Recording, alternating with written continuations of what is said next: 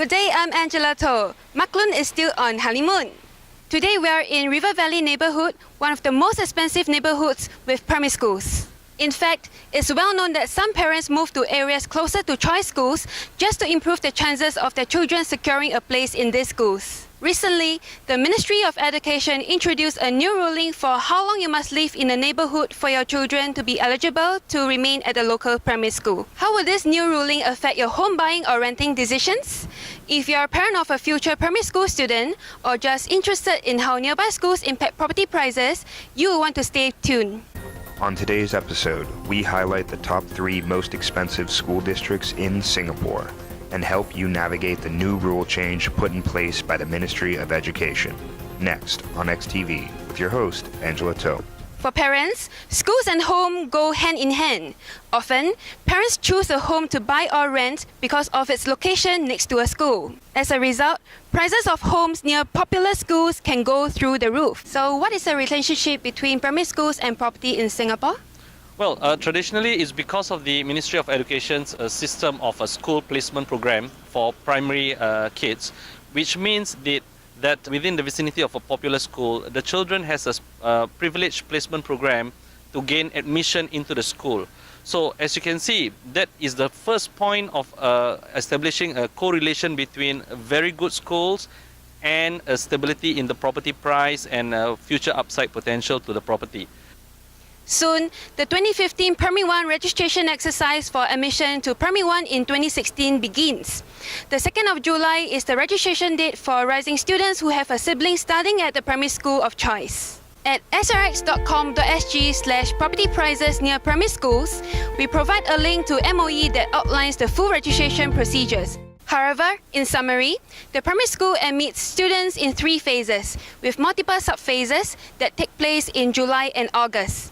Students are eligible for the early phases of admission if they have siblings at the school, parents who are alumni, or families with special relationship to the school of choice. If the number of applications to a primary school exceeds the number of vacancies during phases 2 or 3, the school fills the vacancies based on home school distance in order of the following priority.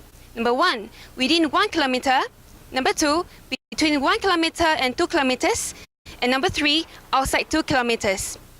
For example, if 2 Singaporean citizens were competing for one spot, the one who lived within 1 kilometer would be admitted over the one who lived 1.5 kilometer away. Under a new rule, students must stay at the declared address for at least 2.5 years from the start of the registration date. In other words, this means the family must stay there until the child, who first registered at the school, completes Primary 2. This rule goes into effect on 2nd July 2015.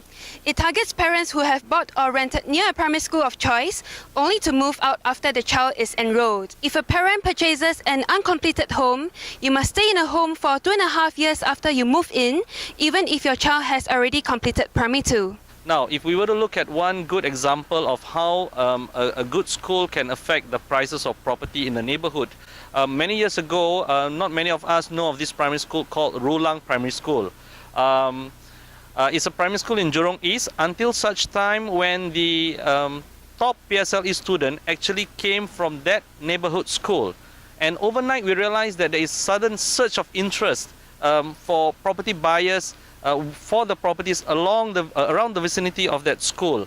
And from then, I think the correlation becomes even stronger for a lot of the general public to realize that it is important that part of the component when you select a property to invest in is to look at its proximity to a very, very good or an established school in the neighborhood itself. The good news is that you can now manage this rule change with advanced research and planning.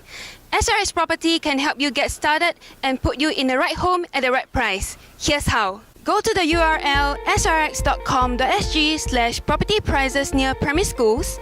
You'll see a table with the real-time price per square feet or PSF of private condos and HDB resale flats near all of Singapore's primary schools. We took the list of all the primary schools in Singapore and drew a radius of 1 kilometer around the school. Next, we compiled the median prices of properties sold within the 1 kilometer radius of the schools. The third most expensive school area is Cantonment Primary School.